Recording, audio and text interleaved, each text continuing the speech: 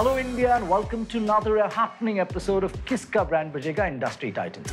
On today's episode, we are bringing to you an adventurous journey of India's leading online travel brand that erases the hassle of waiting in long queues and booking tickets to capturing a special place in the hearts of consumers by being their one-stop travel companion. Its quirky campaigns with Bollywood biggies like Ranveer and Alia and its hyper-local campaign like My India have hit the nail on the head with the travel enthusiast. Thus, presenting to you the architect of the wonder brand, Kalra, founder and CEO of Make My Trip. Thanks for the introduction. So Deep, from being an alumni of IIM Ahmedabad to nurturing the idea of empowering the traveler with Make My Trip, and thus becoming a pioneer in the Indian travel industry, you've had quite a checkered career, from initiating your company services in the US market in the year 2000 and then diversifying your operations in the Indian market in 2005. How has your journey been so far, if you have to summarize? And what inspired you, Deep, to take this road? Even prior to that, like you said, I graduated from IIM Ahmedabad. I had actually done all marketing courses I could. I did as many finance courses I could. So quite frankly, I was quite confused when I passed out, and I wasn't sure I wanted to be an entrepreneur. So I actually worked for 8 years. I worked for 3 different companies. 3 roles, I think, really helped me perhaps later on in the Make My Trip journey. In the early days, you can argue startups, you can just get started without any experience. But I think later that experience of having worked with some of these top companies, and more than the top companies, some top leaders. So having actually, as the phrase goes, breathed the same air as some of those leaders and seen how they think around marketing, around brand building, has really helped me. I think there's a lot of learning by osmosis. I'm a big believer in that even today. I believe one of the best learning you can do is outside your classroom, outside your MBA, outside the books, but it's actually by osmosis. When you're with people, when you're with great minds, and you see how they function and how they address tough issues. So I think that has held me in good stead. So I started Make My Trip in 2000, half because I wanted to be an entrepreneur and I was tired of the corporate world. But I think even more than half, probably 51%, more because the internet opportunity just seemed to be compelling. So when I married the B2C space with the internet, I really looked at businesses which were hitherto being transacted over the phone. And because I assumed, and that was my belief, that they will move to the internet first, before the businesses where you have to physically go and shop. Of course, today, after 20 years, you can argue everything has moved online. But in the early days, let me tell you, it was a struggle even to sell an air ticket online in India. And therefore, for the first 5 years, we had to concentrate on the non-resident Indian market coming into India. And it's only in 2005 when I think resident Indians got more comfortable to give their credit card online, to make a payment online, and not just research. I think that's when we really hit pay dirt in India and really took off as a brand. So great thoughts there. Now coming to travel as an industry. Now, it will not be far-fetched, Deep, to say that travel as an industry has suffered the most because of the pandemic, right? And its after effects. How do you plan to reinvigorate the industry, especially keeping in mind all the extensive safety protocols? You're absolutely right, Aditya. If there's one industry which has been completely battered, bruised, and obliterated, it's been the travel and tourism industry, no question. But then, at the same point, if there's one thing that people are dying to do after 13 months of pandemic in India or anywhere in the world, if you ask them, what have you missed the most? And 9 out of 10 will say travel. What are we doing? I think a bunch of things during these 12 months. So what we started doing when people were looking to travel, we tried to understand what is their biggest concern in the consumer's mind. And that is lesson number 1. So for all you young MBA students out there, or anyone who wants to understand marketing, if you are thinking about doing something, don't venture forth without either bouncing it off your customers, or if you're lost what to do, ask customers. Customers will tell you. Sure. And you don't ask one. You, of course, do a survey. You ask a lot of people. You do focus groups. And everything we did, Aditya, pointed to one thing. The biggest concern on the customer's mind was safety. Suddenly, it was price. So price was always number 1, right? This is India. So price has always been number 1. Suddenly, it was safety.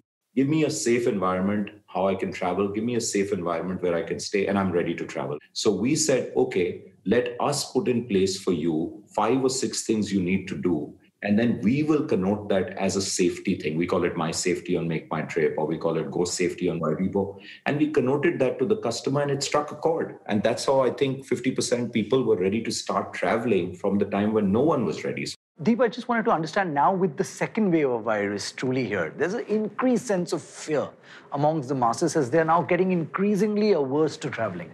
Now, how do you plan to assuage the fears through your communication? So between the first wave and the second wave, the difference is a lot of people have traveled and realized that traveling is safe. I always say traveling today is uncomfortable. It's not unsafe. You ask most people, they'll say nothing happened on our trip. The problem happened in your so-called social bubble when you let your guard down. During travel, let me tell you, the chances of picking up the infection are negligible only for one reason. The reason is everyone is wearing 2 layers of protection. And that's the way to be. I think that's the way to be. In fact, I am encouraging airlines, please don't serve meals on short-haul flights. Don't serve meals on domestic flights at all. What is a 2-hour flight? You can go with water. Just be safe on that flight, be safe on that airport, get to the place you want to be. Whenever you interact with people, wear a mask, and otherwise go about and enjoy the outdoors and do what you want to do. Perfect. Now let's talk about your merger with Goibibo. You know, from merging the brand to branding the merger, you've successfully done both that.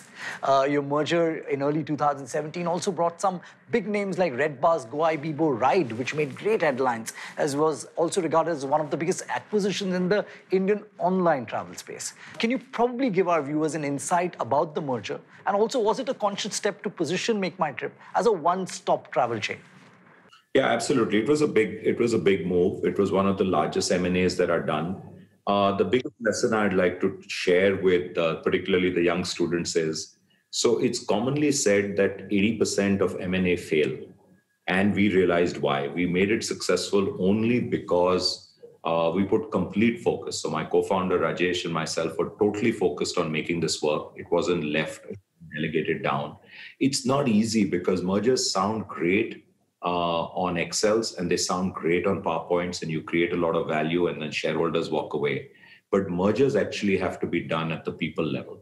When it comes to Goibibo, the brand, our strategy Aditya, at that point was that, of course, Goibibo was very aggressively discounting in the market, but it had become popular as a deals brand, as a younger brand. So I think we are straddling the entire ecosystem through this. Red Bus on its own is the market leader in selling interstate bus tickets, intercity bus tickets. So yeah, it's worked out quite well. The second segment is where we'll show you an advertisements of yours. So with the first one. सारे जहां से अच्छा हिंदुस्तान हमारा, अजूबे छिपे हैं हर जगह, नजरिए का खेल है सारा। कोलकाता का ओल्ड वर्ल्ड चार्म तो देखा होगा जरूर, कभी रॉयल बंगाल टाइगर्स देखने सुंदरबन भी आई है हुजूर। कटिंग चाय और मरीन ड्राइव, ये है बंबई मेरी जान। अब आए हो तो देख के जाना लोनार की शान। रोहतांग पास से है बस थोड़ी सी दूर, चौपटा के बर्फीले पहाड़ों की धूप। बेंगलोर ने तो पहना है नंदी हिल्स का ताज, क्या आप जानते हैं बादामी की गुफाओं का राज। भारत की हर गली हर कोने में है एक अनोखी बात, तो आइए साथ मिलकर ढूंढें इन सब में कुछ खास।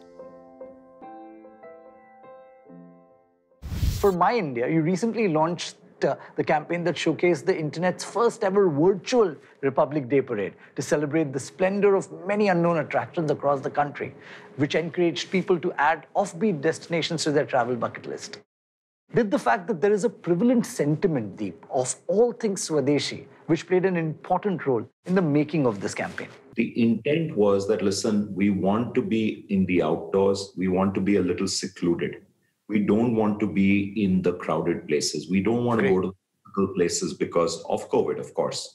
So we realized that, and we were getting a lot of feedback because through our search and through our booking widgets, we were seeing people were taking either flights or they were taking long drives. Instead of driving 5-6 hours, they were driving 10 hours and they were getting to remote places. And that really triggered the idea that there's so much more of India to see, that why don't we ask our customers, why don't we seed it firstly with some ideas, really interesting places to see, and then ask our customers what would they like to see. So the whole campaign was about the lesser known India. And please find out so you can discover much more about your country. And in fact, I would say this came not so much from Swadeshi or Atmanirbhar. This was Ministry of Tourism has a very interesting campaign going on, which is Dekho Apna Desh. And this was all about Dekho Apna Desh, but go beyond the obvious. Right. Now, how can we not talk about the decision actually of using Ranveer and Alia? Right. Now, I think if I remember right, you were probably one of the first few brands to actually look at that combination of Ranveer and Alia together way before the movie Gully Boy came out. Right. And also started a trend in a big way of not just having one celebrity, but two huge A-listers in your marketing campaign. So there are two things, Deep. So A, why the choice of two big Bollywood A-listers? And B, did it make ROI sense? What was the impact of Ranveer Alia for your brand? I remember meeting them per chance on the premiere of Gully Boy in Delhi. And, we just exchanged a few words. And straight away, Ranveer said that you were the first guys to pair us up, not Gully Boy, which is amazing. But, our thinking was at that point of time, we had never really used a celebrity in a big way. We'd done ads. We'd always used unknown faces and focused on the ad, focused on the communication, the product that we were delivering, what is the feature. And it's not like we had not thought about it, right? We would think the ad agencies would always present, use so-and-so and all. And we were a little shy of it because A, it's expensive, very expensive. B, if you spend that much on a brand ambassador, then it doesn't make any sense if you don't do enough airtime. And you know this very well. So you have to then do an X factor of airtime, otherwise you wasted that. And I think the more we thought about it, we got excited because of the use cases that we could use them for, the banter, and I think their natural, I won't say camaraderie because we'd never seen them together, but their natural kind of witticism. So, we'd seen Ranveer being very quick with that, always quick to the draw. He could always do things like that. And we thought we'll be able to, connect with a lot of audiences with it. We were also going big. The company was getting bigger and we wanted to get our message out. And that was the turning point for us, Aditya, to get the message out beyond our typical internet audience. In the past, brands like Red Bull, Harley-Davidson, and Airbnb as well have used community building as an effective tool for brand building, right? Especially on the internet, which is targeting using online platforms. We also see Make My Trip using local influencers to promote community building. But I want to know your views and strategies on how do you plan to build a stronger network of community for Make My Trip? It's a great question. And I can't say that we've already done it. I think we're work in progress out there. I think the point I made earlier today, let's say a lot of women want to travel solo. They want to go on they don't need a friend. They'll make some friends on the way. They're happy to go, whether it's a trek, even if it's a shopping trip, etc. Now that's a community in the making. Why can't you have a community of only women who love to travel? And then they start sharing their experiences. On the other side, you could have people who just love going and scaling new peaks. So they are trekkers and they only want to talk about trekking, or there is soft adventure sport, or there's whitewater rafting. Similarly, you're finding these communities out there. Do you know what's very big today is food travel. People want to go on gastronomy trails. And there's a community around that. So or I'll just give you my example. I think pet-friendly travel locations. I often don't probably I have a pet and I don't have too many places which are very pet-friendly. So that becomes a community as well. And you're right, because we all who have pets, pets are family members and you don't want to leave them behind. Let's come to the next part, which is Make My Trip Foundation, right? The unfortunate part about the tourism industry is that it's the highest contributor of carbon emission in the country, right? In the past, survey has revealed that a brand endorsing eco-friendly services have sat higher on the consideration ladder of consumers and investors. So was Make My Trip Foundation the strategic step to have a deeper connect with the consumers and also probably the investors?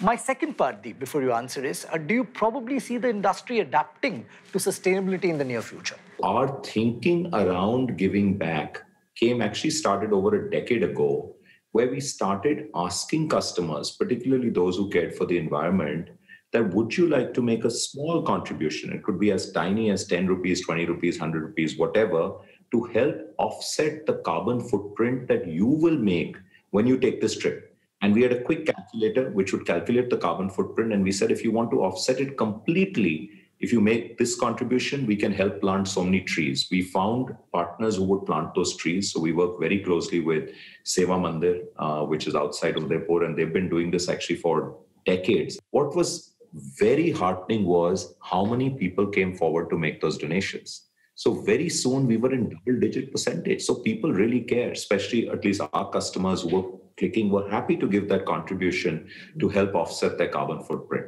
And that idea became bigger and bigger.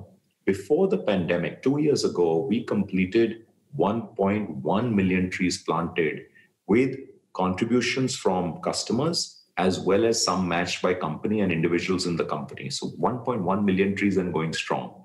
Then we said, let's think even bigger. So we set up the foundation essentially for sustainable tourism because we don't want to denude our forests. We don't want to have over-tourism and kill the places where we are sending people. We want to be a responsible company. In my view, it's not just CSR, Deep. It's actually CSV, where you're adding corporate social value, right? You're adding value to what you're doing as well. You're adding value to the consumers as well. And that's the right way to do and go. One last question from mine before we say goodbye. As Make My Trip, Deep continues to be India's leading online travel company, what does the future of your company look like? Any diversifications that you have in mind? And also, how do you plan to stay ahead of the curve and be a market leader in the online travel segment? Over the last few years, that has evolved. Today, my vision is really that I would like each and every customer to be a brand ambassador. I know it's an audacious goal, but there are brands in the world that enjoy that. And so that is what drives me forward. And that is what keeps one going, saying that is our true north. How do we ensure at the minimum people are happy and satisfied, but typically we can keep delighting people? So I still think we have a long way to go.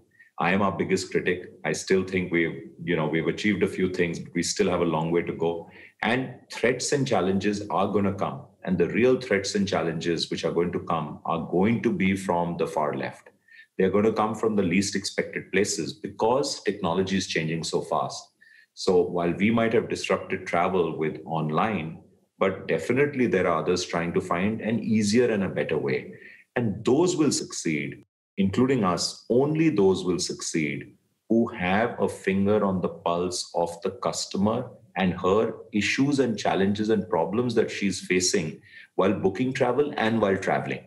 If you can keep solving by leveraging technology ideally, because then you can do it on scale, you'll be successful. Thank you very much, Deep. That was really insightful. And thank you for joining us today. By harnessing our combined ability, we can actually expand the canvas of possibilities for everyone in the internet ecosystem in India, especially the 60 million small businesses.